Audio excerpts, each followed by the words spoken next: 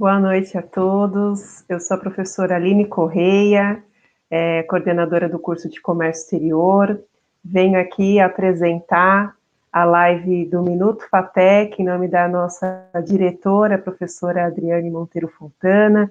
E hoje a gente está com uma participação muito especial, né, com um tema muito pertinente, né? Então, o Alexandre Rosa, ele vem falar, né, como saber se eu estou sustentável com todas as inovações que preciso implementar. O Alexandre Rosa, ele é executivo empreendedor com mais de 30 anos aí de atuação nas áreas de inteligência, data center, sustentabilidade, energia limpa e renovável, gestão florestal e sustentável. Ele trabalhou com várias das principais empresas, né, FTSE 100, Fortune 500, projetando e construindo aí mais de 50 data centers em todo o mundo. Ele é um dos maiores, um dos 10 maiores, né, proprietários e administrador de terras de florestas privadas do mundo, fundador da WMF Energy e da WMF Green Assets AG, é líder de projetos sustentáveis aí de larga escala com foco em energia limpa, redução de resíduos, né, gestão de resíduos, redução de GE e cidades inteligentes. Ele também é membro ativo da UNFCCC para projetos sustentáveis e é palestrante em consolidação de tecnologia para a vida sustentável, segurança hídrica, segurança alimentar, risco social, combustíveis alternativos, floresta amazônica e biomassa. Vocês verem que o currículo dele é gigante, né? Tem muito conhecimento e muita experiência na área. E ele tem a formação na MBA em governança de TI, MBA executivo, MBA executivo PAEX, e é graduado em física, engenharia florestal e engenharia elétrica. Alexandre, seja muito bem-vindo. É um imenso prazer tê-lo aqui hoje no nosso Minuto FATEC. Seja bem-vindo, o espaço é todo seu.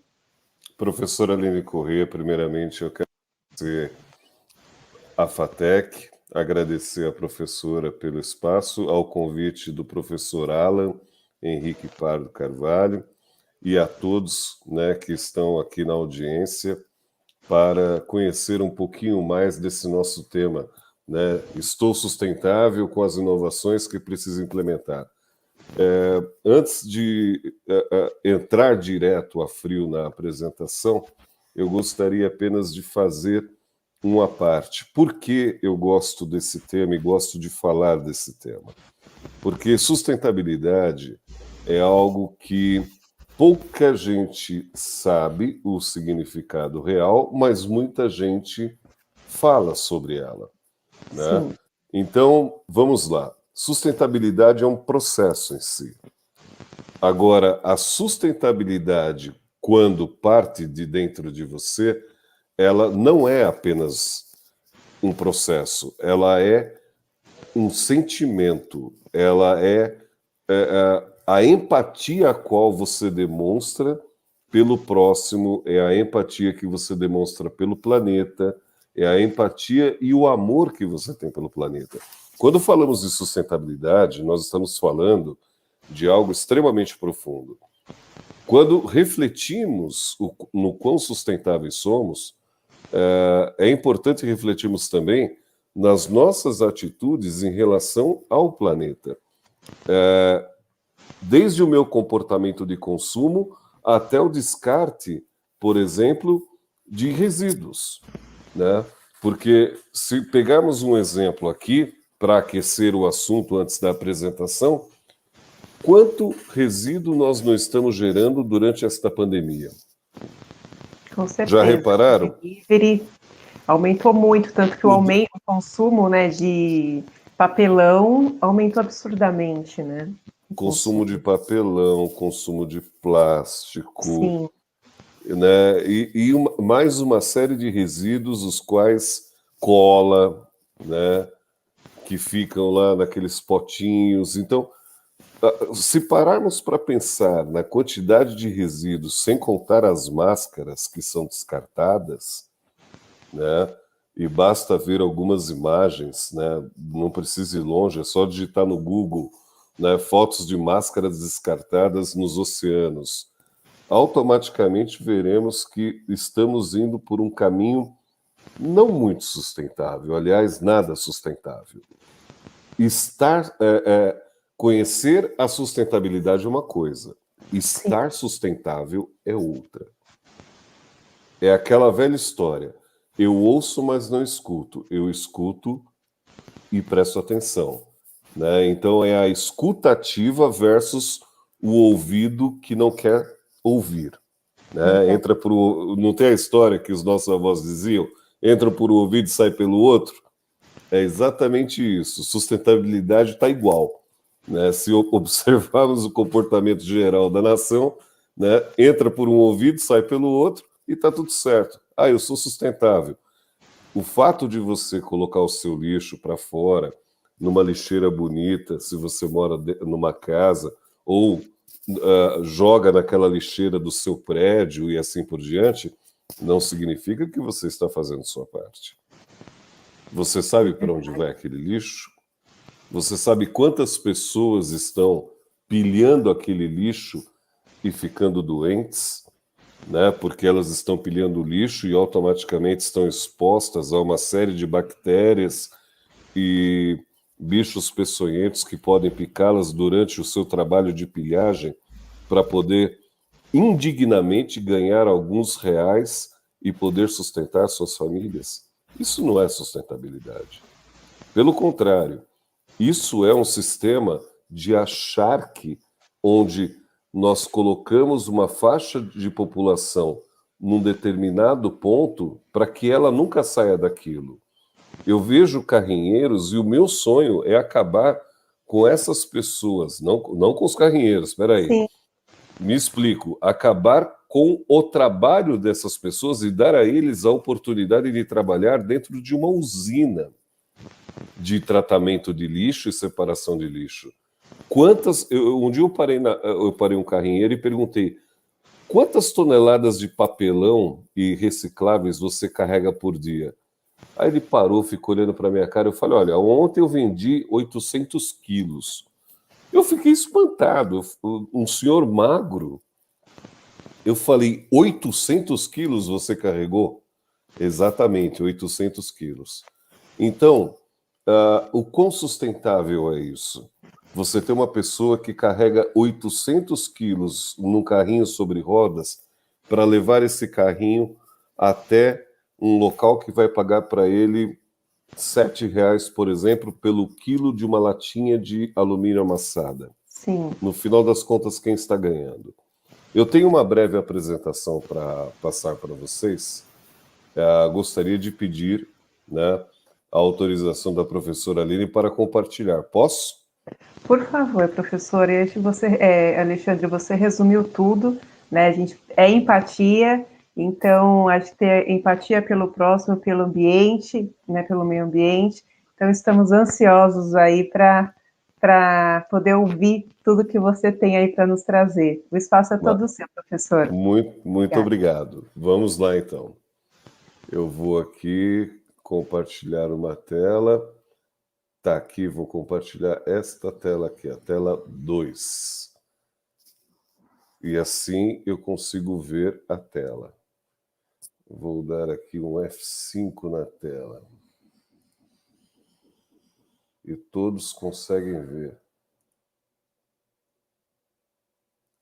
Perfeito. Então, estamos aqui. Estou sustentável com as inovações que preciso implementar? Né? O que é estar sustentável com as inovações que preciso implementar? Basicamente, sustentabilidade, como eu disse agora há pouco, é um processo. Só que ser sustentável é uma questão de empatia, é agir com amor.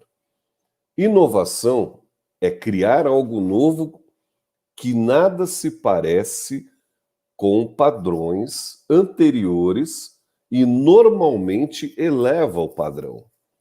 Então, veja bem, eu fiz aqui um desenho sobre a inovação na questão entre pessoas, negócios e tecnologias. Quando você faz a interconexão de pessoas, negócios e tecnologia em inovação, você tem, quando tem pessoas e negócios envolvidas, você tem inovação em gestão. Quando tem negócios e tecnologias, você tem inovação em processos. Quando tem negócios, pessoas e tecnologias, você tem uma experiência inovadora. E quando tem pessoas e tecnologias, existe inovação em produto ou serviço. O mais interessante de tudo isso é a inovação, ela pode e deve existir, porque é através dela que nós chegamos, por exemplo, até aqui. Por exemplo, nesta palestra online, onde cada pessoa está geograficamente em algum local, né, e pode assistir a esta live no conforto do seu lar. Aproveitando que estamos na pandemia, estamos usando uma inovação da telecomunicação, né, usando os nossos dispositivos, sejam eles móveis, seja um computador, mas estamos todos nós interconectados de alguma maneira, né? Então, para a gente falar de inovação e sustentabilidade, nós temos que pensar o seguinte. Primeiro, eu gosto muito dessa foto pelo seguinte: a inovação é sempre aquela ideia genial. E essa árvore, né, no bocal da lâmpada, ela representa o seguinte: eu não posso inovar sem desconsiderar os recursos do nosso planeta. Por quê? O planeta Terra, ele não tem plano B. É a nossa casa.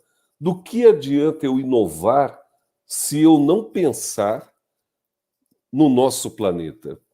De que adianta eu inovar se eu simplesmente desconsiderar os impactos que o nosso lar vai ter, né?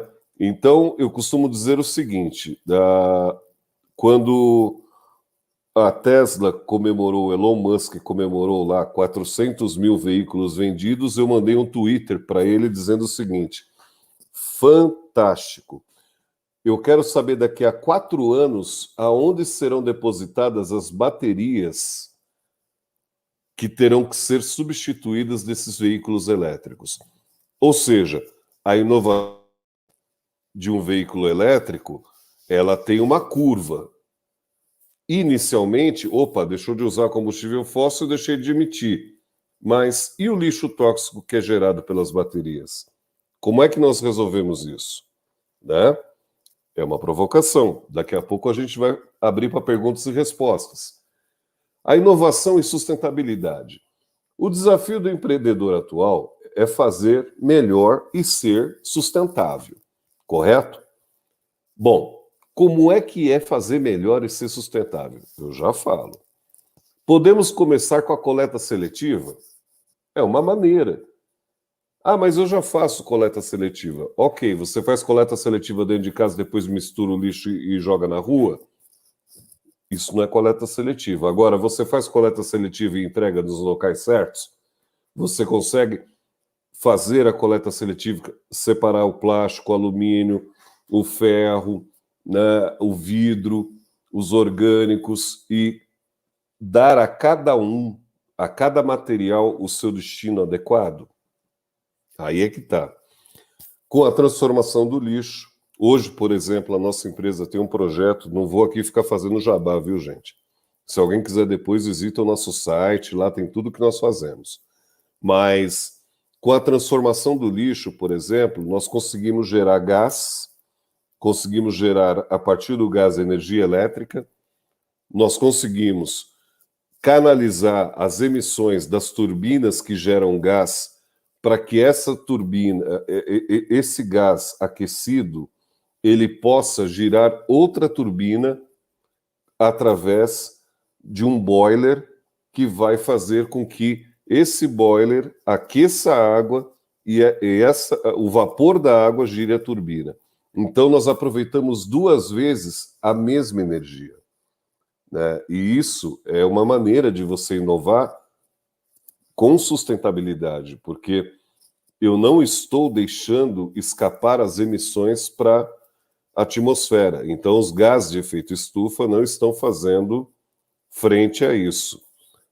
E com as ações que possam reduzir os gases de efeito estufa. Eu vou dar um exemplo muito prático para vocês. Eu creio que aqui deva ter alguns alunos e também alguns espectadores que têm contato com tecnologia e sejam da área de tecnologia. Veja bem, em 20 de outubro do ano passado, o Banco Central do Brasil baixou uma normativa de que todos os bancos, corretoras de valores, fintechs, deveriam modificar o seu método de pagamento e implementar o Pix. Quer dizer, a norma começou em março.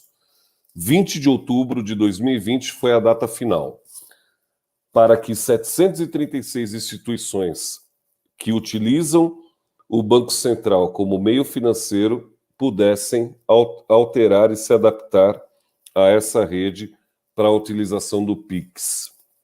Pois bem, por que isso? Isso faz parte, eu até publiquei no meu LinkedIn, cerca de 2 meses atrás. Depois, se alguém tiver curiosidade, é só entrar no meu LinkedIn e está lá um artigo publicado do Banco Central, onde eu explico por que o Banco Central fez isso. O nosso Banco Central, para quem não sabe, ele está sempre na vanguarda. O Brasil ensina ao mundo tecnologias.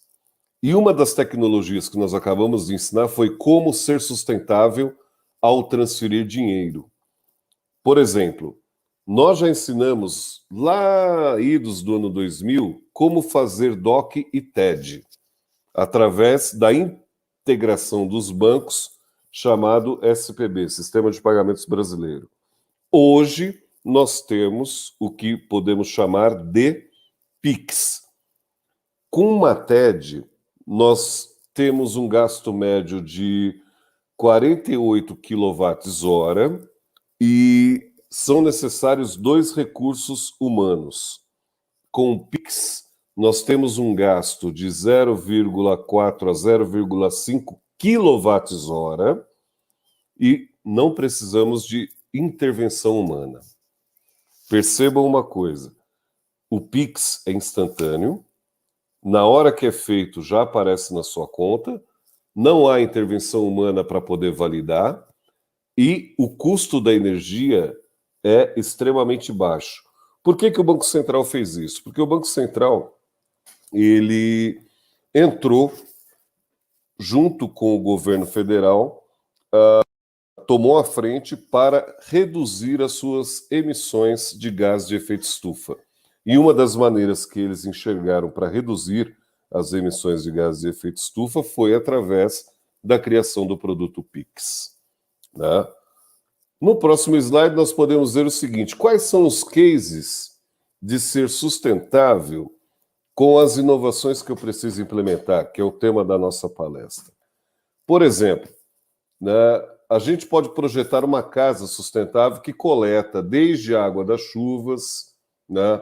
A gente pode tratar o lixo transformando em gás, como eu já mencionei até agora há pouco, gerar a própria energia elétrica e ainda aquecer a água com os gases que iriam para a atmosfera. Isso não é difícil fazer. Basta um pouquinho de investimento. Né? Um equipamento que já criamos e transforma o plástico, qualquer tipo de plástico, em diesel e sua emissão fica abaixo de 10 ppm quando você abastece um veículo a diesel. Isso é fantástico. 10 partículas por milhão. Por quê? O diesel hoje utilizado, por exemplo, na maioria dos veículos a diesel nos caminhões, eles emitem entre 100 e 500 partículas por milhão. Se você tem um diesel que emite abaixo de 10 partículas por milhão, você, além de contribuir com a redução de partículas, você está retirando do mercado uma enxurrada de plástico que poderia estar indo para os oceanos. E isso é fantástico. É uma maneira de inovar, né, com o que já está prejudicando. Se no passado inovamos com embalagens de plástico, né, a famosa garrafinha PET, quem é que não tem uma garrafa PET à sua mão, seja de água, seja de um galão de detergente e assim por diante, né? PET ou PP. Mas tudo isso se tornou um problema para o mundo, porque todos nós consumimos diariamente. Agora, se nós temos condições de melhorar esse consumo e temos uma tecnologia que pode transformar, através de um processo muito simples chamado pirólise, né, todo esse plástico em diesel, estamos indo para o caminho correto, porque é uma engenharia reversa do plástico, porque, para quem não sabe, o plástico é derivado do petróleo, ele é derivado de um combustível fóssil. Existe um painel solar chamado OPV, né? É um filme fotovoltaico flexível, que está até ilustrado nesse slide com um mini painel OPV. Ele pode ser utilizado tanto quanto insufilme, por exemplo, num edifício, né, melhorando a qualidade térmica do ambiente, e, ao mesmo tempo, captar energia solar. Olha a que ponto chegamos. Não precisamos mais usar aqueles painéis grosseiros que vão nos telhados e assim por diante. Nós temos o OPV, que tem praticamente a mesma eficiência de um painel solar, só que flexível e pode ser usado, né, em várias aplicações. Ah, eu vou fazer uma caminhada, coloca uma mochila, você pode colocar o seu painel OPV na mochila e utilizá-lo para carregar o seu celular, por exemplo, ou o seu GPS, ao invés de você utilizar pilhas e assim por diante. Porque quando você utiliza pilhas, aonde eu vou descartar depois? É a questão da empatia com o meio ambiente. É pensar que esse planeta não tem plano B e como é que eu posso agir com o planeta de maneira empática. Eu tenho empatia pelo meu planeta? Vocês já se perguntaram isso? Qual o seu grau de empatia com o planeta que você vive? Né? Aí tem a questão com as ações que possam reduzir os gases de efeito estufa. Novamente, eu bato nessa tecla. Quais são as ações que você pode tomar para reduzir gases de efeito estufa? Existem várias ações, né? Mas vamos falar daqui a pouco delas. Vamos falar agora sobre o que geram os gases de efeito estufa, né? Para quem não sabe, nós temos uma radiação solar hoje absorvida pela Terra de 235 watts por metro quadrado. Sendo que quando essa absorção, quando esses 235 watts, eles penetram na atmosfera, apenas 168 watts chegam na superfície terrestre e oceânica da Terra, a uma temperatura média de 14 graus. Entretanto, a radiação térmica no espaço, ela está em 195 e o calor e energia na atmosfera está em 324 watts. O que acontece?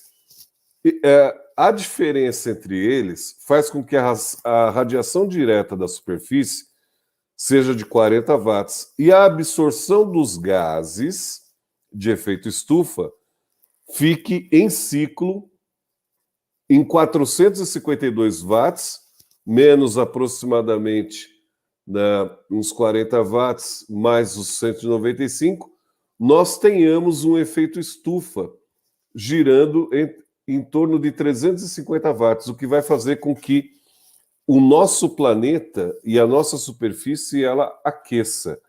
Os oceanos aqueçam, há o degelo das calotas polares e assim por diante. E o que causa isso? Combustíveis fósseis, energia elétrica, construção civil, o próprio concreto, né? Ele emite calor durante uma construção, e a nossa logística, todos os modais, sejam através de caminhões, aeronaves e assim sucessivamente. Muita gente fala, né, que assistiu no Netflix Cowspiracy, e tudo mais, dizem que o efeito estufa é pelo pum das vacas. Me perdoem.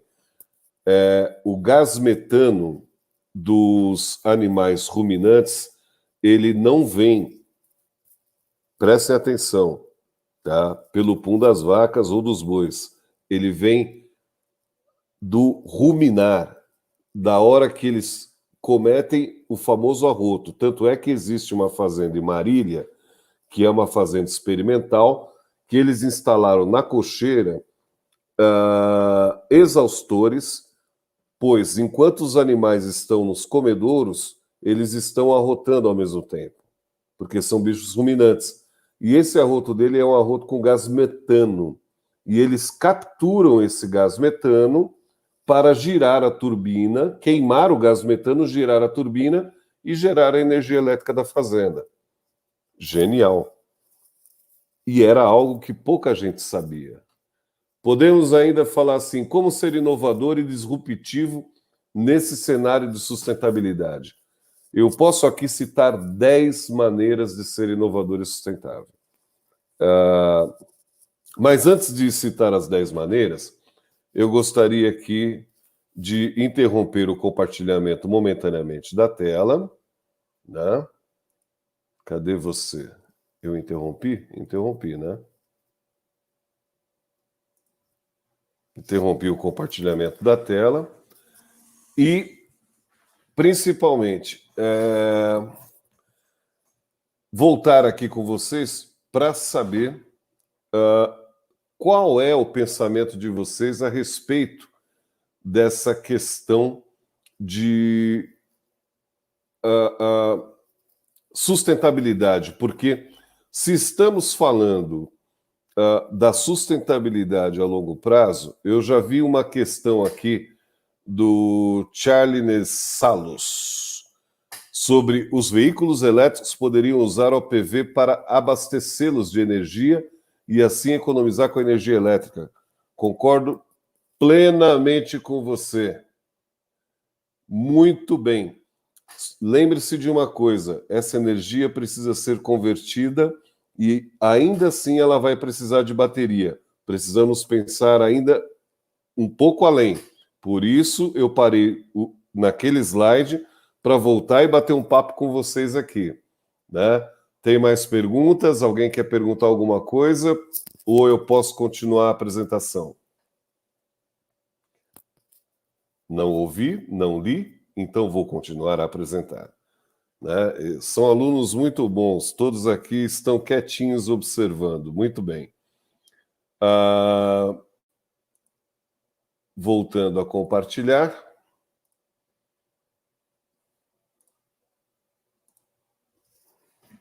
Vamos lá. Então, como ser inovador e disruptivo nesse cenário de sustentabilidade? Existe uma coisa chamada pay-per use. O que é pay-per use? Né?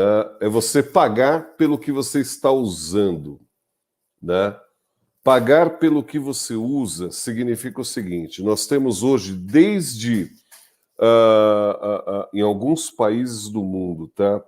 Desde carros compartilhados, em São Paulo já é uma realidade, carros elétricos compartilhados, eu pago pelo tempo que eu estou usando, até aquele famoso bike share, as bikes compartilhadas, bicicletas compartilhadas. Enfim, isso é uma maneira de ser inovador, disruptivo no cenário de sustentabilidade? Claro que é, porque você está promovendo uma economia dentro do contexto não apenas ambiental, mas também social, porque você está promovendo uma inclusão, você está promovendo uma maneira de todos poderem participar daquele modelo de negócios. Não é um negócio que te exclui, pelo contrário, ele te inclui, né? E isso faz com que nós tenhamos o pay-per-use como algo muito disruptivo e ainda pouco utilizado. por exemplo, o dia que tivermos o pay-per-use em streaming, como, por exemplo, nas próprias, na própria programação a qual nós possamos utilizar, como Netflix, como Amazon, automaticamente, e eu pagar apenas pelo que eu utilizar, vai ser fantástico, né? Nós temos também o network, que eu costumo chamar Pit Pilot Partner, né? O que é o network? O network é o que nós chamamos da rede de contatos. É quando você faz aquela rede de contatos e fala assim, eu vou criar algo inovador. E você realmente cria. E vou criar algo disruptivo, algo que vai além da imaginação do que todos já imaginaram. Enquanto todos lá atrás imaginavam que era impossível voar, alguém foi lá, criou o avião e o avião já estava sobrevoando suas cabeças. Enquanto todos imaginavam, né, como eu e o professor Alan falamos agora no começo, há poucos minutos atrás, que iria carregar eternamente uma caixa cheia de disquetes, né? E quando é que iríamos substituir isso? No máximo por alguns HDs, uma caixa cheia de HDs? Hoje nós carregamos o quê? Nós carregamos uma caixa? Não, nós carregamos um dispositivo, né? Estilo pendrive, que armazena muito mais. Esse meu pendrive tem 4 terabytes. Então vocês imaginam o seguinte, um pendrive com tanta capacidade de armazenagem, né? Quando alguém foi lá e fez o seu pitch, né, fez a sua apresentação, depois teve a oportunidade de criar um piloto, automaticamente ela ganhou um parceiro. O que é um parceiro? O partner é o sócio, literalmente. Então, o seu network é o que proporciona a você chegar a um sócio, ok? Sem network, você não tem acesso, você não tem sócio. Por mais inovador que você seja, mais disruptivo que você seja, você tem que cultivar o seu network. Por quê? Quanto mais sustentável você for e mais cultivar o seu network, mais as portas se abrirão para você. Eu digo não portas, portais. Ok? Tecnologia com machine learning aplicada à fazenda digital. Por que eu especifiquei fazenda digital e não outro tipo de produto? Porque a fazenda digital, hoje, ela é necessária para suprir algo extremamente necessário para a vida, que é o alimento. Então, faz parte dos SDGs da ONU, dos Sustainable Development Goals da ONU, a questão de segurança alimentar. Se nós não observarmos a segurança alimentar com cautela, em muito pouco tempo, o mundo terá mais de 2 bilhões de pessoas passando fome. E isso não é nada sustentável. Enquanto nós desperdiçamos aqui no Brasil, no nosso lixo, cada brasileiro, cada família média brasileira deposita em média 1,5 kg de lixo por dia, e dentro desse 1,5 kg colocamos resto de alimentos e assim por diante, tem famílias paupérrimas em alguns outros países, que não preciso citar, que o lixo delas não chegam a 200 gramas, e famílias muito maiores do que as nossas famílias brasileiras. Então, é importante trazermos esse equilíbrio para que as pessoas tenham saúde, né? E automaticamente melhorar isso. Então, se você quer ser sustentável, também nessa parte de alimento, pense em algum padrão, em algum aplicativo, em algum software que possa utilizar a tecnologia e o machine learning para fazendas inteligentes. Acredito que alguém que esteja assistindo aqui tenha esse conhecimento. Próximo item: melhore continuamente a qualidade do seu produto. Se você já é empreendedor, se você já tem um produto e esse produto está no mercado, não se acomode, melhore-o continuamente. Vocês já pensaram? Vamos falar de um produto que é muito conhecido de todos: telefone celular. Imagine se. Eu vou falar de marcas aqui sem fazer propaganda. Imagine se uma Apple ela resolvesse não evoluir o seu aparelho. Como é que seria hoje a concorrência e o mercado dela? Ela não teria mercado. Porque o que apareceram de aparelhos e telefones com muito mais recursos e memória, ela teve que acompanhar. Então, melhoria contínua da qualidade do produto significa você estar antenado com quais são as próximas tendências de mercado. Só que nós temos que pensar também o seguinte: qual será o meu impacto no planeta ao melhorar esse produto? Eu vou precisar de mais minerais, porque, por exemplo, se eu pego um aparelho de celular, né, e eu falo, poxa, meu aparelho é de último tipo, e agora? Eu preciso desse aparelho para utilizar uma série de recursos que ele me dá. Perfeito. Quanto de mineral foi usado para esse aparelho? Quantas minas foram exploradas para a extração do quartzo e a partir do quartzo se extrair o silício, que é o metal líquido extraído do quartzo? Quantas minas de nióbio? Quantas minas de terra rara? Quantas minas de ouro, tanto no Brasil quanto na África, no Mali, em Serra Leoa, foram exploradas para poder fazer com que os componentes desse aparelho de telefone, né, desse dispositivo móvel, estivesse à nossa disposição? Então, é muito importante darmos esse toque na cuca sobre o quanto nós estamos sustentáveis no nosso comportamento de consumo, né? Nós somos consumistas? Ok. Podemos consumir? Ok. Temos consciência de descarte? Não sei. Aí vai de cada um. Eu, por exemplo, eu tenho um galão onde eu coloco todas as minhas pilhas usadas nesse galão. E depois eu levo para um local de descarte adequado.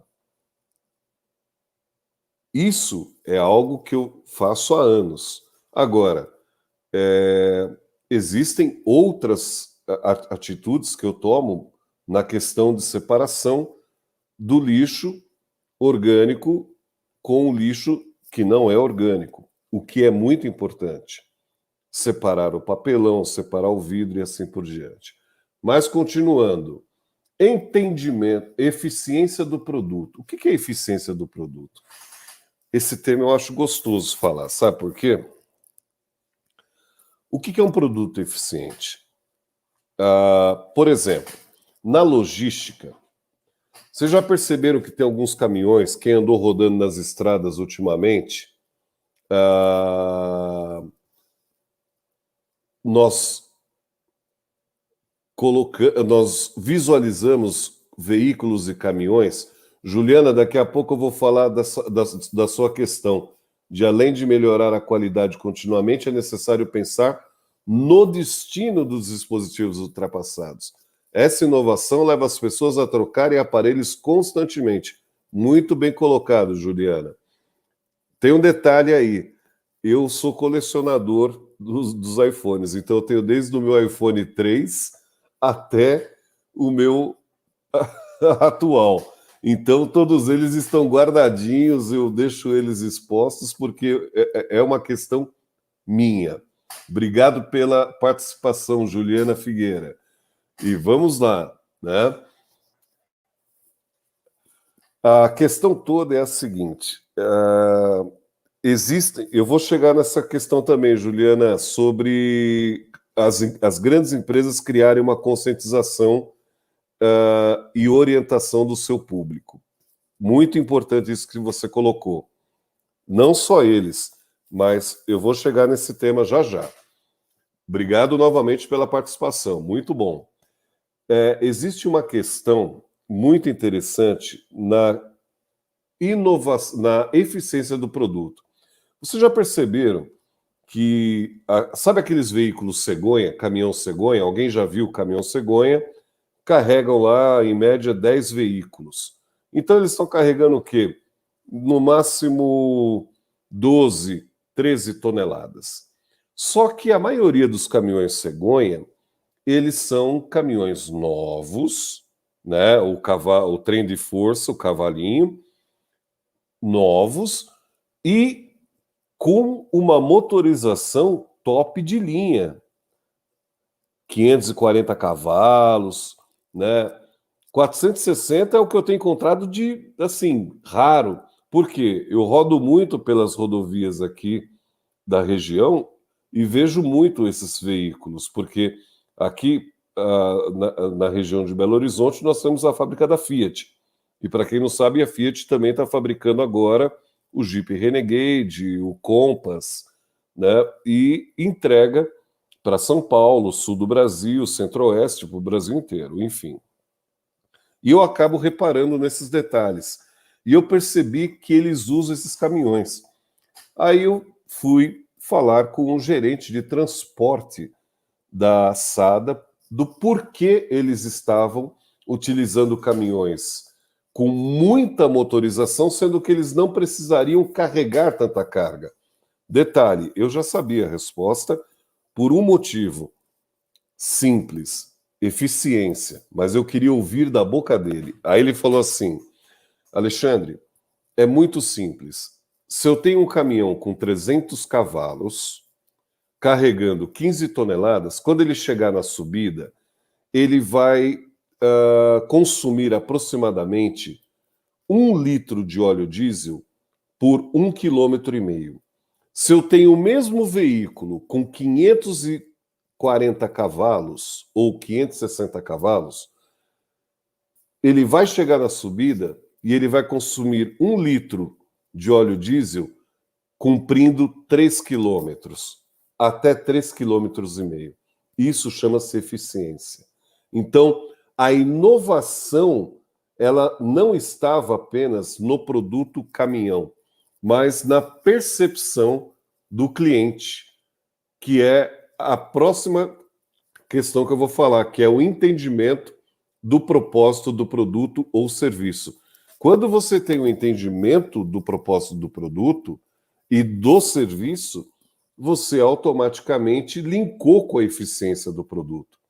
Ter um produto eficiente significa entender o propósito do seu produto. Isso é sustentabilidade. É aquela famosa questão. Eu conheço, por exemplo, uma rede de lavanderias grande, industrial, não vou citar nome, que ela coleta a água das chuvas, ela tem grandes coletores de água de chuva, porque como ela é um galpão, né, de aproximadamente 15 mil metros quadrados, faça a seguinte conta: para cada 100 metros quadrados, uma chuva de 1 hora, você coleta 5 mil litros de água. Imagina para 15 mil metros quadrados, né? Então, se eu tenho 50 mil litros de água a cada 1.000 metros quadrados, eu tenho 50 mil litros de água vezes 15. Eu tenho 750 mil litros de água coletados. São 750 metros cúbicos de água. Eles colocam essa água num tanque específico, tratam dessa água, porque a água da chuva ela não é tratada. Aí eles colocam um cloro adequado, conseguem colocar o pH da água no estágio adequado e lavam as roupas hospitalares, porque é uma lavanderia industrial, com essa água. Isso é dar propósito para o seu negócio. Por quê? Houve um entendimento para a prestação do serviço de lavanderia de dar um propósito sustentável para o negócio. Então, quando esse propósito é dado, automaticamente você consegue resultado não apenas financeiro, mas social, porque você consegue engajar as pessoas quando você explica para elas como o negócio funciona.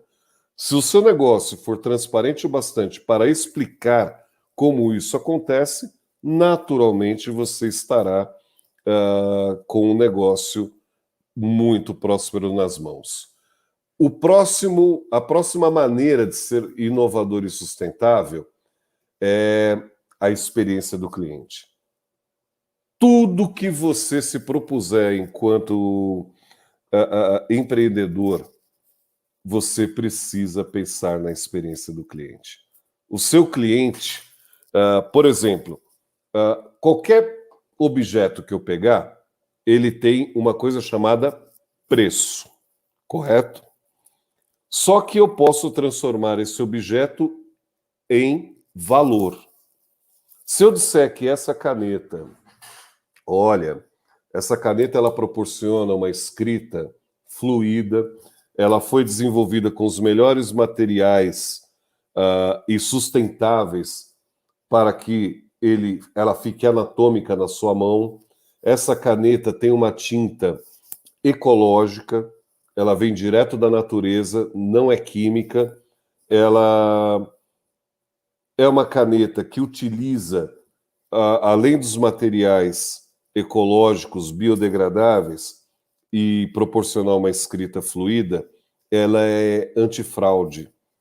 Então, ao invés de eu ganhar essa caneta de brinde do Hotel Sheraton, né, eu acabei de colocar valor na caneta. Por quê? Preço é o que você coloca para aquilo que não gera experiência para o cliente. Valor é aquilo que você coloca para tudo aquilo que gera experiência para o cliente. Aí sempre perguntam, por que um iPhone custa caro? Porque ele gera valor percebido para o cliente, para o seu consumidor. Por que um carro, uma TV LCD, não vou falar do carro, uma TV LCD, todas praticamente custam o mesmo preço? Acabei de responder, custam o mesmo preço, porque elas não têm mais como agregar valor, elas não têm mais como proporcionar experiência para o cliente.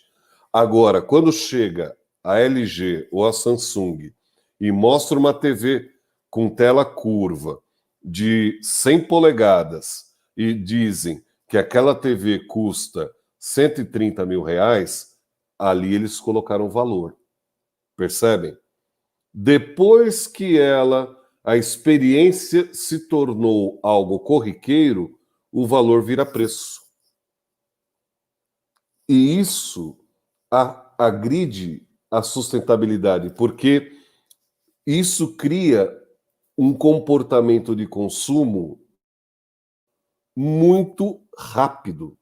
E esse comportamento de consumo rápido faz com que o nosso modelo de consumo não seja sustentável. Faz com que nos tornemos consumidores ávidos por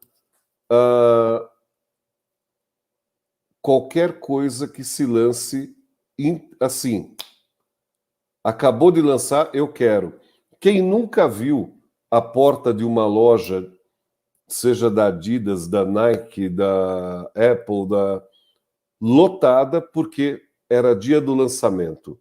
Isso tudo ocorre pelo efeito manada. Então, o comportamento de consumo dessas pessoas, julgamento nenhum, ok? Eu estou apenas exemplificando. É um comportamento completamente apático ao planeta. É um comportamento despido da sustentabilidade. É um comportamento que não tem análise de consequência, de causa e consequência. Eu não vou falar de causa e efeito, eu vou falar de causa e consequência. Por quê? Por minha causa, qual foi a consequência para o planeta o qual vivo. De nada vai adiantar. Eu estava conversando recentemente com um executivo de uma multinacional que fabrica computadores e ele falou que o ano que vem nós estamos pensando em incrementar em 30% as nossas fábricas, o aumento das nossas fábricas. Eu falei, fantástico. E o que vocês estão fazendo em prol da sustentabilidade? Não, nós estamos plantando, em média, 1.500 árvores por semana. Não, por mês. Eu falei, fantástico. Você já fez um trabalho de mitigação de emissões? Ele, como assim? Você aumentar em 30% o tamanho das suas fábricas, as suas árvores não serão suficientes para balancear isso, porque você está pensando apenas na fabricação dos seus computadores. Você não parou para pensar nas embalagens que você tem dos seus computadores. Você vai usar Isoflex ou isopor, você vai usar plástico, papelão, e você já pensou em fazer a logística reversa disso? Aí chegando no que a Juliana Figueira falou, né, que a Apple poderia criar também uma campanha de conscientização e orientação do seu público, a Procter Gamble, na Inglaterra, ela criou uma campanha onde todos os consumidores de produtos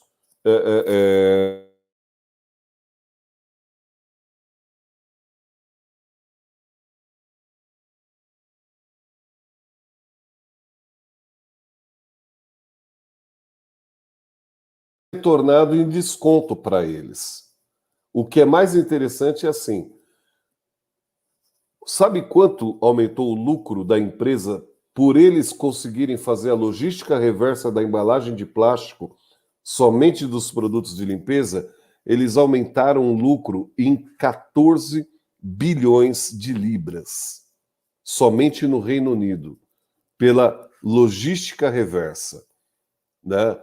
E é muito interessante nós observarmos isso, porque a logística reversa faz com que o nosso comportamento de consumo ele desperte para o que o planeta precisa realmente, que é não descartar a embalagem no lixo, e sim levar de volta a quem nos vendeu. O Jean Saitoni, boa noite, Jean, ele faz uma pergunta dizendo assim, no tocante à energia solar, voltando lá no tema energia solar, até onde a dificuldade que as concessionárias de energia elétrica, através de taxas sobre o uso da conversão e uso de energia solar, pode ser considerado um lobby? Olha só, isso é uma pergunta bastante complexa de se responder. Porque, assim, quando você investe em energia solar na sua residência, automaticamente você está gerando a sua própria energia, só que a concessionária e a distribuidora de energia, ela vai cobrar uma taxa para você conectar na energia que nós chamamos na grid. E quando você conecta a sua energia na grid, automaticamente lhe é cobrada uma taxa. Existe um lobby nisso? É óbvio que existe. Não vou falar do lobby, não quero entrar nas questões políticas, mas existe. Qual é o ideal? É se tornar off-grid. Como se tornar off-grid? Gente, esse é um assunto para uma outra palestra. Eu posso até voltar aqui e explicar para vocês. Como só para falar de energia solar e off-grid, ok? Jean, obrigado pela pergunta, viu? Muito bom. Continuando nas 10 maneiras de ser inovador e sustentável. Entenderam a questão da experiência do cliente? Quando o cliente tem essa experiência, né, de perceber preço, depois perceber valor, automaticamente ele acelera ou desacelera a questão de produção das unidades fabris. Nível de serviço. Nível de serviço é uma coisa, assim, fantástica. Por quê? Eu vou dar um exemplo. Quem já viu aquele carro da Land Rover, uma tal de Defender 110? O carro ficou durante 60 anos do mesmo modelo, mas o nível de serviço que era dado pela concessionária era tal qual que o carro se tornou ícone no mundo inteiro. Imagina um carro ficar exatamente do mesmo modelo, ter algumas pequenas evoluções de motorização durante 60 anos. Isso não é para qualquer um. Você só consegue isso com uma coisa: nível de serviço. Eles não recorreram à eficiência do produto, eles não recorreram à melhoria contínua de qualidade. Eles recorreram a outra coisa. Eles já criaram algo inovador e disruptivo de qualidade 60 anos atrás e mantiveram um nível de serviço para que os clientes tivessem satisfação em dirigir uma Defender 110. Esse é um dos exemplos. Existem muitos outros exemplos. Vou dar um exemplo de serviço, por exemplo, de comida. Quem é que não gosta do nível de serviço de um restaurante, de ser chamado pelo nome quando se senta à mesa? Ou mesmo, quem não se sente, né, prestigiado, principalmente um professor, quando os alunos fazem perguntas e não importa o nível da pergunta. Lembrem-se, não existe pergunta idiota. O que existe são idiotas que riem das perguntas da sua dúvida, ok? Se você tem dúvida, pergunte. Para nós, professores, é muito importante e gratificante ouvir perguntas. Não existe pergunta idiota, ok? Levem isso sempre com vocês. E uma coisa importante, para o professor, o melhor nível de serviço é o feedback do aluno. Canais de distribuição. Isso é interessante. Foi divulgado recentemente que a Amazon ela já está testando, isso já tem 3 meses, o delivery usando drones, né? E isso é uma realidade. E a China está usando delivery de comida usando robôs elétricos. Então, o canal de distribuição do seu produto, se você começar na maneira de ser inovador e sustentável, pensar em distribuir o seu produto com produtos, com veículos elétricos, ou veículos movidos a energia solar e assim por diante, você já está sendo inovador. O que você vai distribuir? Eu vou distribuir, por exemplo, garrafa de água. Ok. Ela cabe num drone? Cabe. Então, distribua num drone. Existem drones já movidos a energia solar. Deixa o drone carregando. Alguém pediu uma garrafinha. Vai lá, coloca no endereço e programa e manda. Isso tudo já está em estudo. E é muito interessante. Eu estou dando aqui exemplos pincelando muito por cima. Nós poderíamos aprofundar muito mais, né? Mas o tempo é curto e eu não quero aqui deixar ninguém com sono, né? Porque só eu falando, daqui a pouco vai ter gente dormindo, né?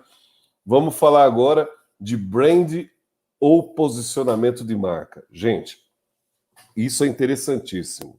Quando falamos de posicionamento de marca, aí nós entramos naquela famosa sigla a sopa de letrinhas. ESG, né, Environmental Social Governance, né, que é ser ambientalmente, né, viável, socialmente responsável e transparência e governança. Né? Eu estou de acordo com o compliance das empresas. Né? Ou eu sou B Corp, certificação B. Fantástico. Mas o quanto isso representa para a sua marca, né?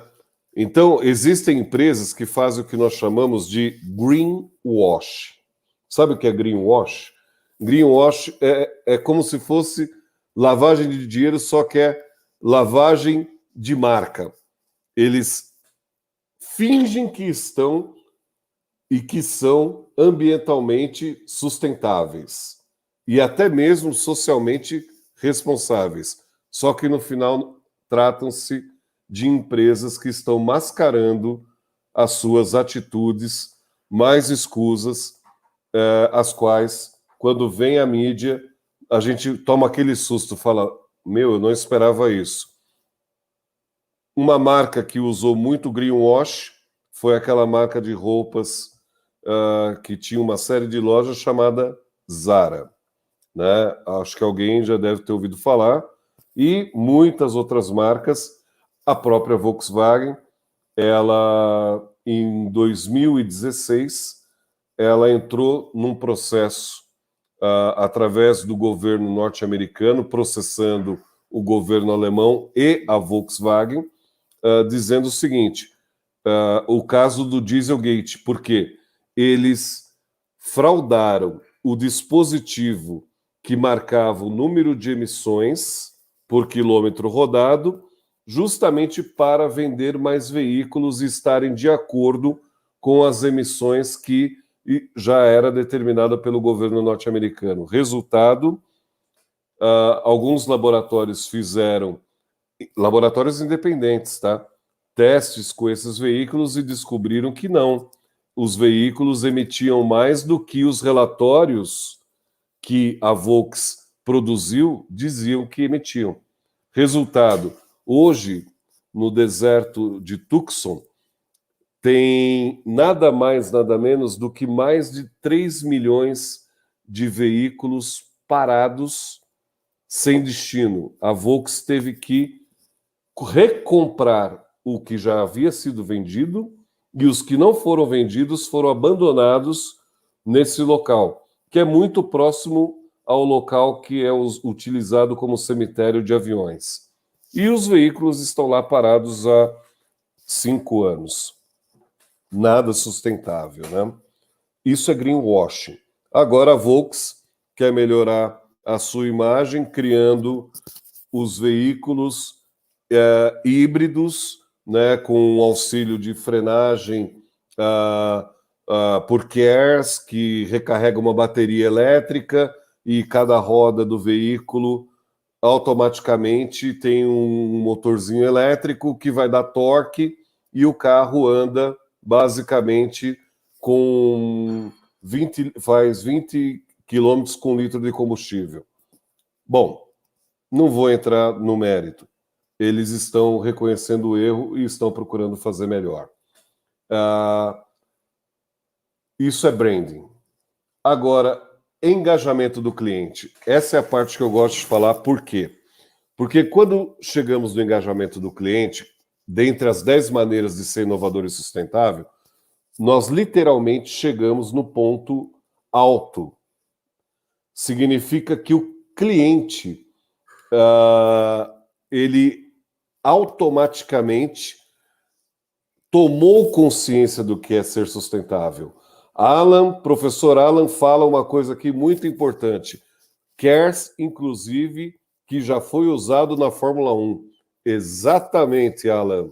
O CARES, se puder deixar a tua contribuição aqui na tela para todos verem, isso mesmo. O CARES, inclusive, já foi usado na Fórmula 1. Aliás, não sei se é de conhecimento geral, mas toda a tecnologia da Fórmula 1 chegam nos veículos a cada 2 anos. Por exemplo, em 1996, foi a primeira vez que chegou num veículo o drive-by-wire. O que significa? A Fiat fez o primeiro carro com acelerador sem cabo.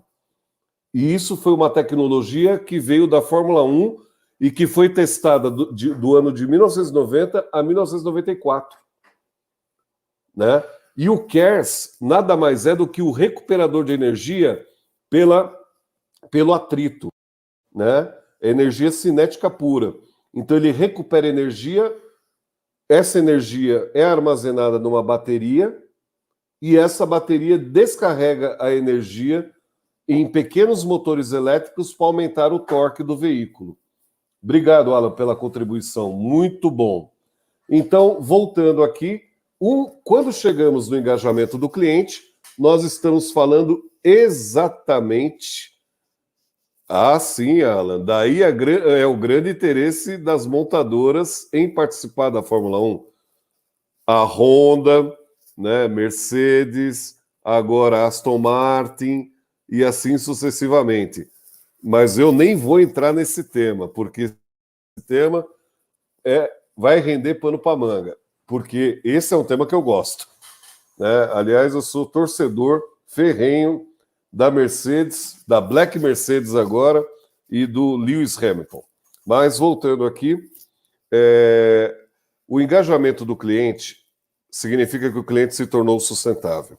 Significa que ele tem consciência sustentável. Significa que ele se tornou empático e, principalmente, consciente do quanto o planeta precisa dele. Esse cliente é aquele cliente que ele vai consumir, por exemplo, quando ele vai comprar um tênis, ele não vai comprar um tênis que agrida a natureza. Ele vai comprar um tênis que, por exemplo, a Adidas criou recentemente um tênis que ele é feito totalmente biodegradável. Então, eu tenho, por exemplo, 3 pares de tênis que são biodegradáveis. E é muito interessante isso, porque é um tênis de tecido e que, se por um acaso ele for descartado na natureza, ele vai levar, no máximo, 8 a 10 meses para biodegradar. O mais interessante do engajamento do cliente é que o nosso comportamento frente à natureza faz com que o comportamento dos nossos pares comecem a ser despertados. Então, quando falamos de sustentabilidade, nós podemos falar de inovação e de movimentos disruptivos, desde que nós tenhamos o olhar para sermos cada vez mais sustentáveis. Eu quero aqui, né? Cadê? Opa! Próximo slide. Agradecer a todos pelo espaço, abrir para perguntas, né? Eu concluo aqui a apresentação e estou aberto agora a perguntas. Pois estou há 1 hora falando, né, professora Aline? Nossa, Alexandre, fantástica apresentação. Realmente é um tema que daria para discutir a noite inteira, outras palestras, porque é um tema muito rico e, de fato, a gente tem muito a aprender sobre ele. Eu realmente adorei a forma como você descreveu a sustentabilidade através da empatia, né? Então, qual é o mundo que a gente quer para nossos filhos, que a gente quer viver, né? Eu acho que a empatia resume tudo, né? Acho que se de fato a gente quiser um mundo melhor, né, para o próximo, a gente de fato tem que pensar em sustentabilidade, não tem como, né? Acho que a empatia resume tudo. Justo. Aqui a gente teve uma pergunta também, que foi bem interessante, que foi da Geisa Príncipe, né? Que ela pergunta como tornar acessível a tecnologia de biogás à maior parte da população, né? Porque ela diz que hoje ela é limitada a quem tem condições financeiras. Não. O biogás hoje, ele pode ser acessível por todos através de biodigestores. Se você digitar na internet, todos aqui agora, vendo sistema de biodigestor, os biodigestores, são nada mais, nada menos do que equipamentos com 3 válvulas que você pode colocar num canto de sua residência ou enterrá-lo num local adequado, onde você vai depositar resto de alimentos, casca de frutas, casca de ovo e assim por diante, e as bactérias naturalmente vão digerir. E com, no máximo, 2 meses, você vai começar a gerar gás metano.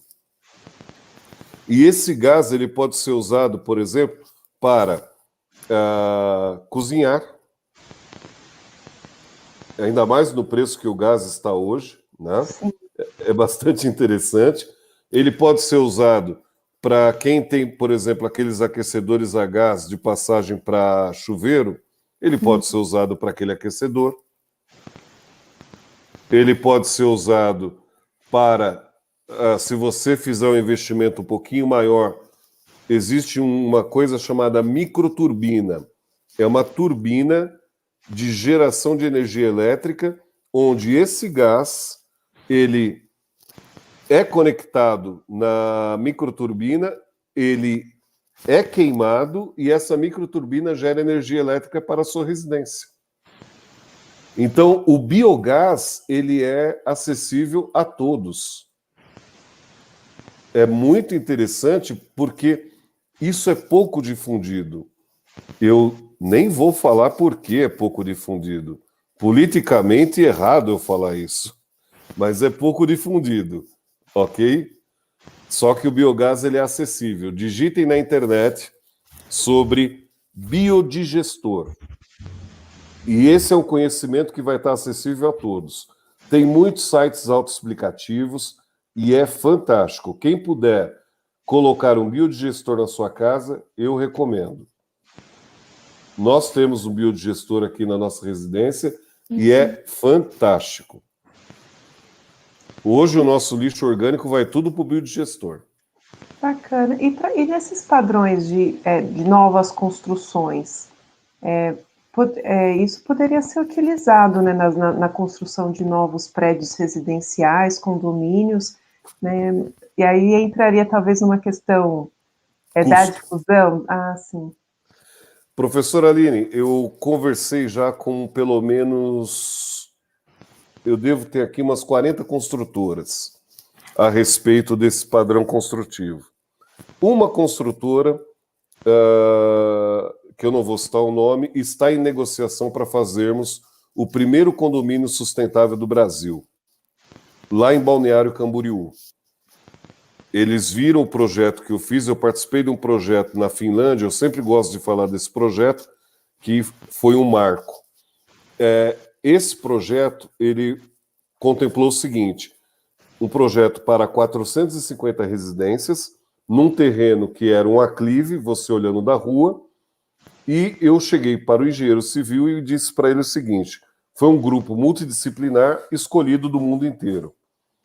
Então eu pedi para que o engenheiro civil, junto com o engenheiro estrutural, calculasse para mim um buraco no meio praticamente do terreno, onde ele tivesse 60 metros de comprimento, de largura por 80 metros de comprimento vindo praticamente à frente e uma profundidade de 35 metros. Eles olharam para minha cara e falaram, você está louco. Eu falei, eu vou dividir isso ao meio, nós vamos concretar com concreto protendido, né, mas concreto protendido já feito dentro da fábrica de maneira sustentável, onde todos os gases são capturados e lavados. Porque o concreto, quando ele é jogado direto na obra, ele é curado na obra e ele emite gases. Agora, quando esse concreto é feito dentro de uma fábrica, num ambiente fechado, e essa fábrica tem oxicatalisador e assim por diante, ele não emite os gases. Os gases são capturados. Então, eu fiz questão que fosse concreto protendido. A obra ficou um pouco mais cara, mas funcionou. O que aconteceu? Todas as 450 residências tinham uma tubulação que despejavam. Tudo que viam dos banheiros ia para um tanque. Tudo que viam da cozinha, ou seja, todo o lixo orgânico da cozinha ia para outro tanque. Aqueles 2 tanques fazem um trabalho até hoje de transformar os dejetos em gás. O gás do que é alimento orgânico, o resto de alimento orgânico, volta para todas as casas, aquecendo fogões, né, ligando fogões, lareiras, porque lá é muito frio, e também é utilizado para aquecer a água do chuveiro, porque é um gás sem cheiro.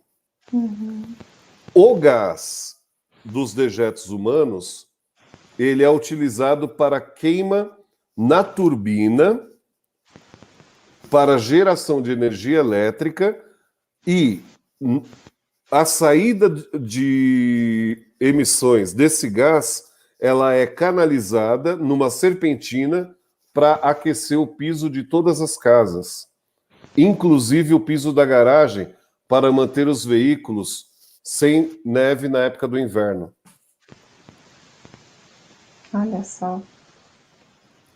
Isso é um condomínio sustentável.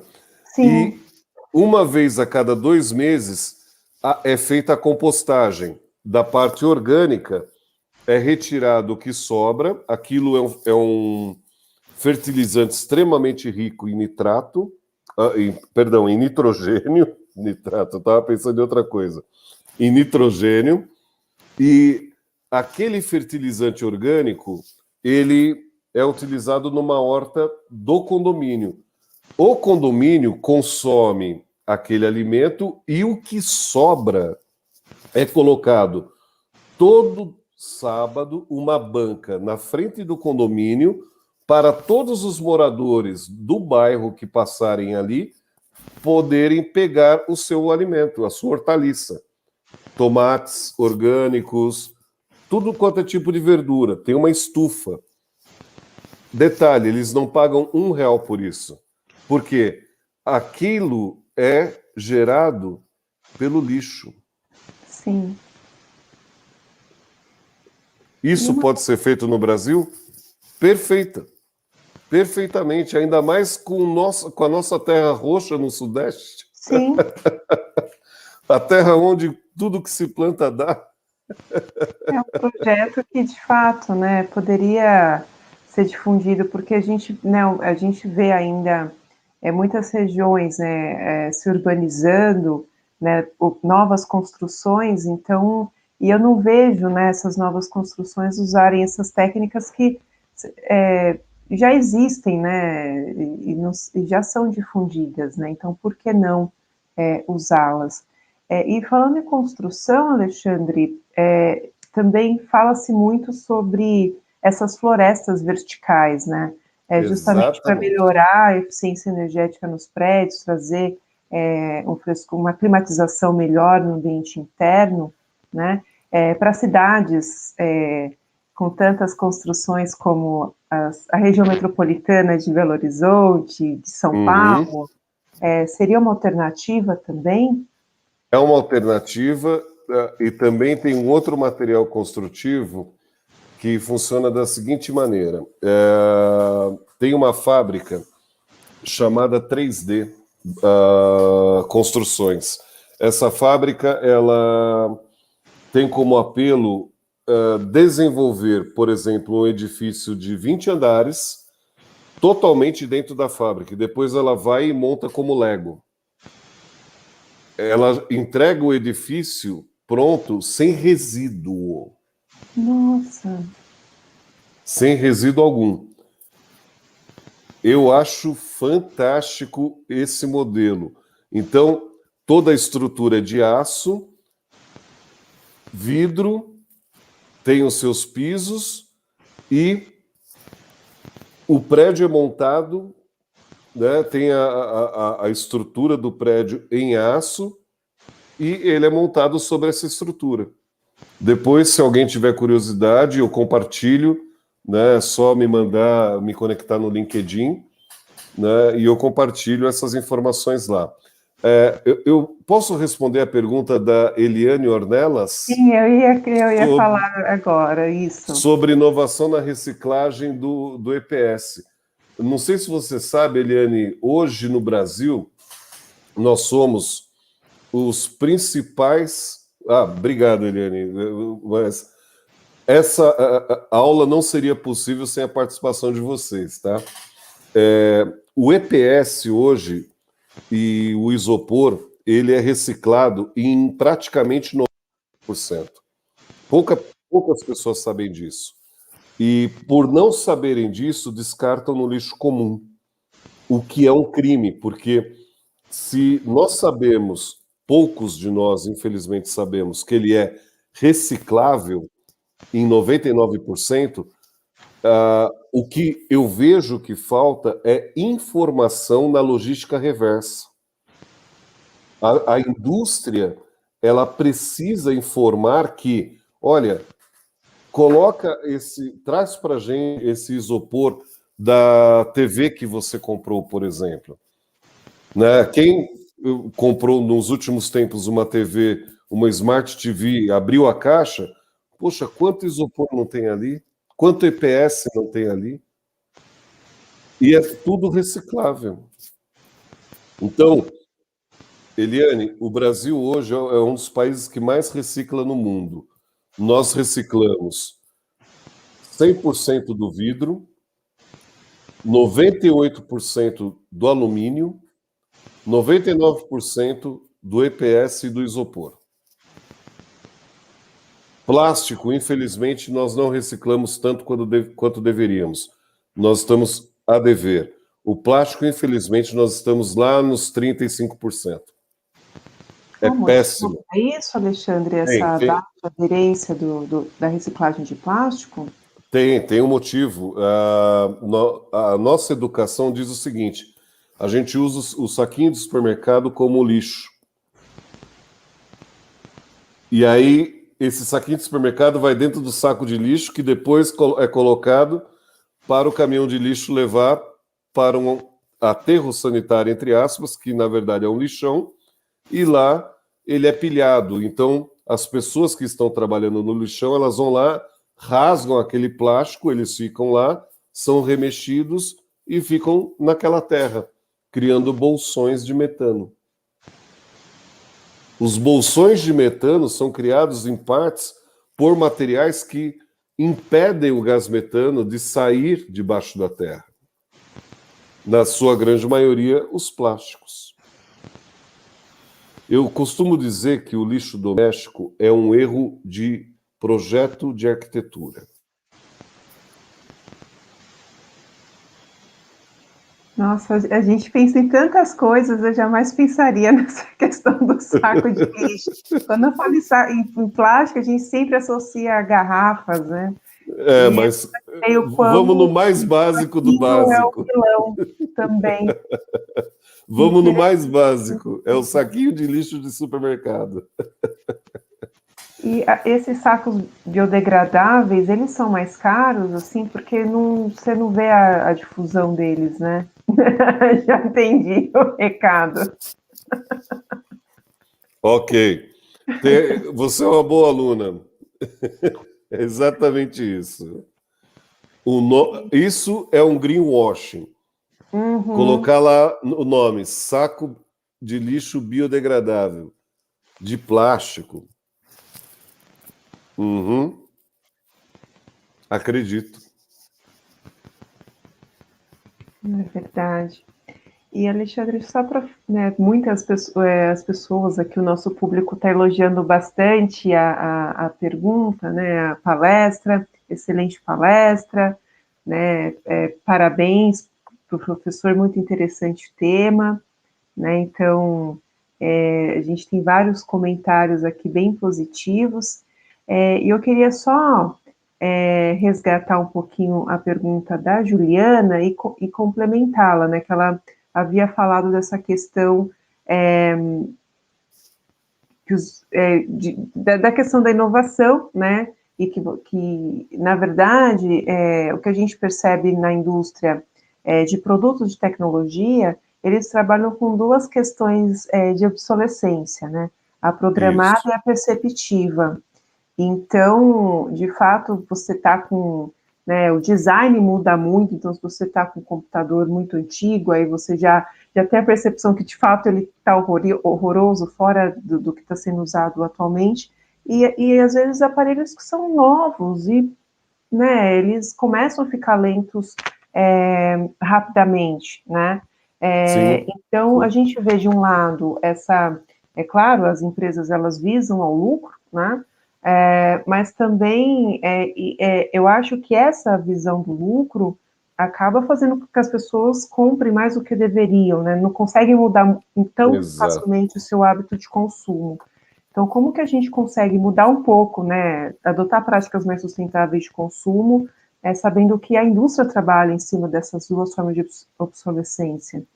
A indústria, ela tem uma maneira de tratar a obsolescência através do MTBF, né? O Mean Time Before Fail, ou o tempo, né, do produto em uso antes da sua primeira falha, né? Então, o MTBF sempre esteve presente na indústria, principalmente depois da Segunda Guerra Mundial, porque até então, antes da Segunda Guerra Mundial, se lembrarmos, o Henry Ford, o sonho dele era um veículo que não quebrasse e fosse acessível a todos, né? Depois da Segunda Guerra Mundial, os Estados Unidos virou tudo de ponta cabeça. Não, vamos criar o MTBF. Uma lâmpada tem que durar 1.000 horas, 2.000 horas, 6.000 horas. Gente, doce ilusão. Eu tenho todas as lâmpadas na minha casa de LED. Diz na caixa, essa lâmpada tem a duração de 6.000 horas. Se ela durou 800 horas, foi muito. Por quê? A obsolescência da indústria, ela nos incita a consumir por necessidade. Por quê? Começam das pequenas coisas. Todos nós não percebemos que uma lâmpada queimou até que coloquemos o dedinho lá no plug, né, no acendedor e, opa, queimou a lâmpada. Uma lâmpada é barato, eu vou lá e compro outra. Aí, de repente, vem aquela caixinha bonitinha de som, com Bluetooth, não sei o quê, para curtir um churrasquinho com os amigos. A caixinha estourou e agora eu vou comprar outra.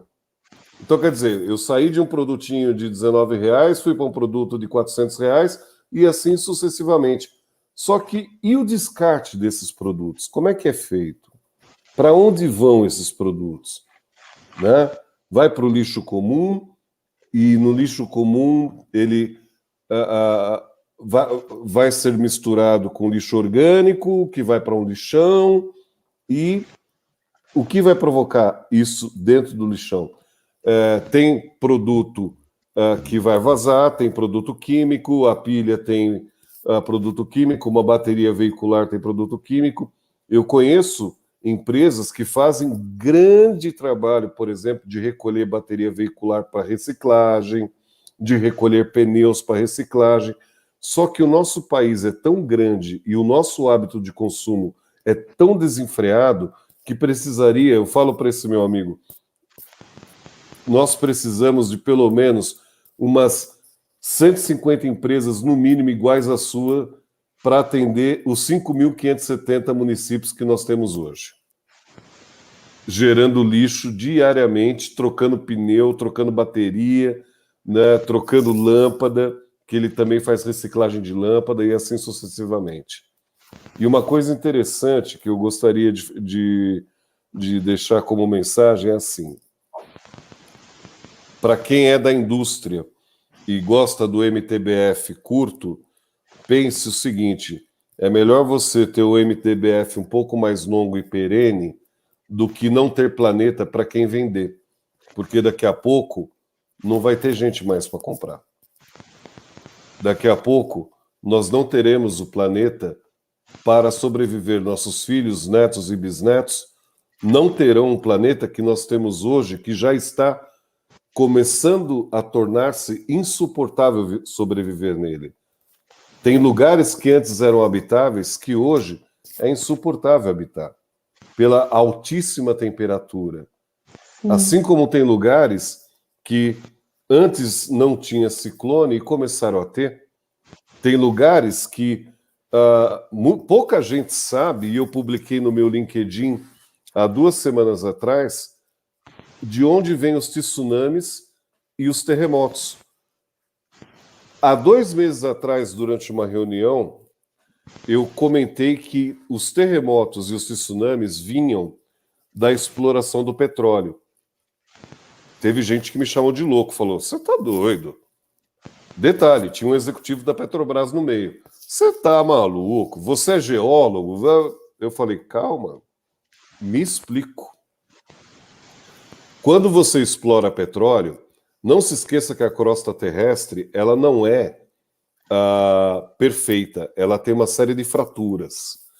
E o drilling, né, a furadeira que eles colocam lá, enquanto ela está perfurando, ela chega numa camada de bolsa de gás e depois de óleo, né, do petróleo em si. Quando essa camada de gás chega, eles colocam uma sonda para puxar o gás e pressurizá-lo. Até aí, perfeito. Depois eles começam a puxar o petróleo. Aí eu falei, e o que vocês colocam no lugar? Porque o que está segurando aquela camada, aquela placa tectônica, é justamente o gás e o óleo. Aí eles, não, a gente enche de água do mar. Eu falei, é mesmo? E por que houve, por exemplo, o acidente de Fukushima? Pelo tsunami que começou no epicentro exatamente de uma perfuratriz da Shell. Olha só. Isso aconteceu há 3 anos atrás. A Shell divulgou uma nota sobre esse caso tem exatamente 2 semanas. Que eles assumiram que a exploração de petróleo provoca terremoto e tsunamis. Tsunami. Então, o quão sustentáveis nós somos? Se ao parar o meu veículo e abastecer com combustível fóssil, eu tenho veículo a diesel. O quão sustentável eu estou sendo com o planeta abastecendo o meu veículo com diesel, ou gasolina, ou o etanol. O etanol vem da cana-de-açúcar, mas você já reparou o que fazem para a cana-de-açúcar crescer novamente? Quanto queimam de biomassa? Sim. É um absurdo. Então, em todos os combustíveis que usamos, tem um problema. Aí me perguntaram um dia, Alexandre, por que você não tem carro elétrico? Eu falei, porque ainda não arrumaram destino para as baterias de carros elétricos. A hora que houver uma bateria, à base, por exemplo, de grafeno, né, que vai ser completamente eficaz, eu troco meu veículo por um carro elétrico 100%. É isso aí. Mas esse debate é importante para a gente repensar os nossos hábitos e também cobrar, né, das autoridades, das empresas, para que de fato a gente caminhe aí para um lugar, né, mais sustentável, né? Justamente. Que a gente consiga deixar para os descendentes aí um mundo mais próspero, né? Ou seja, a existência de um mundo, né? Porque da forma como está, a gente precisaria de mais planetas Terras para de fato as pessoas conseguirem ter esse padrão de consumo e produção desenfreado, né? Exatamente, professora. Tem mais um minutinho para eu dar mais um, digamos assim, mais uma dose de reflexão?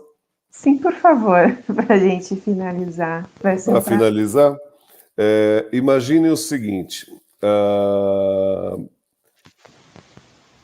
Alguém aqui vai morar em Marte? É uma pergunta. Sim. Alguém Vale. pensa em morar em Marte? Não, né? Por que nós temos missões para Marte? Fica a pergunta. Daqui a pouco eu respondo.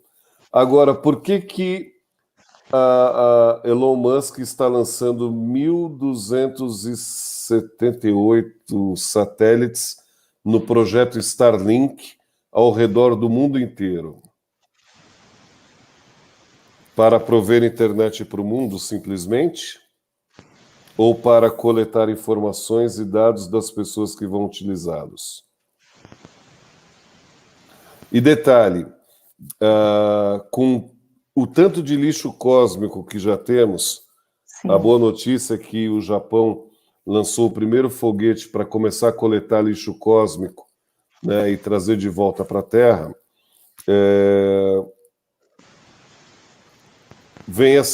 Aí vem a primeira pergunta. Para que estão explorando Marte? Para ser o nosso próximo lixão. É muito triste ouvir isso, né?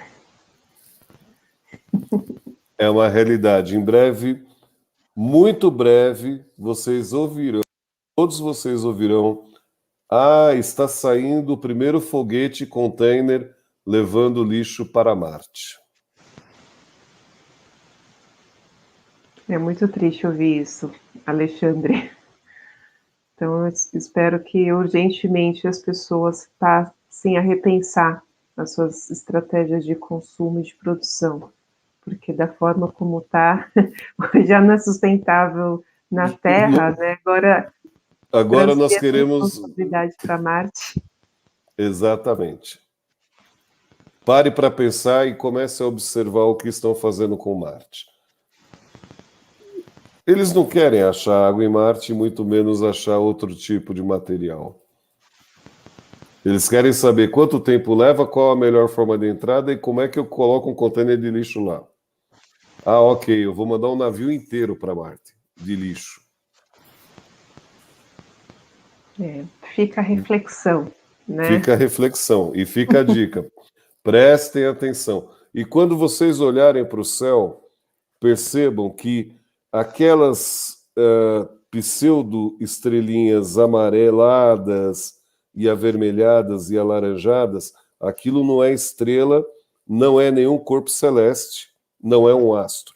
Aquilo é um satélite da Starlink, que foi colocado pelas indústrias do Elon Musk no ar, ok?